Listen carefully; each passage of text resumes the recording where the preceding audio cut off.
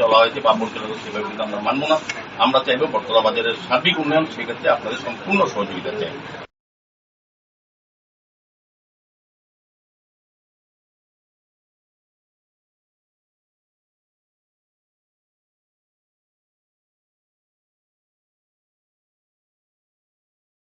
প্রতি বছর নেই, এবছরও শিবকালী মন্দির কেরচৌভুনী শারদীয়া উৎসব 2023 উপলক্ষে বস্ত্র বিতরণ করা হয়। উপস্থিত ছিলেন মেয়র দীপক মজুমদার, রামকৃষ্ণ মঠ মিশনের ভুবাকানন্দজি মহারাজ, বিশিষ্ট সমাজসেবী সঞ্জয় পাল এবং কেরচৌভুনী শিবকালী মন্দিরের পরিচালন কমিটির সম্পাদক তথা বিশিষ্ট আইনজীবী সন্দীপ দত্ত চৌধুরী সহ অন্যান্যরা।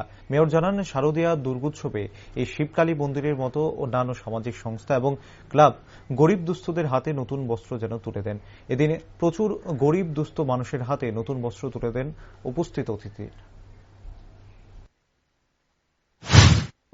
আশা করব সমস্ত সমস্ত ক্লাব, সামাজিক সংস্থা এই ধরনের সামাজিক কাজে এগিয়ে আসবেন। আমরাও চাই যাতে পুজোর সময় উৎসবকে কেন্দ্র করে সবাই মেতে উঠে এবং নতুন বস্ত্র প্রদান করে, বিশেষ করে সেটা অনেকটা অসুবিধা হয়েছে, এগিয়ে এসছে। আমি তাদেরকে অনেক অনেক ধন্যবাদ জানাই।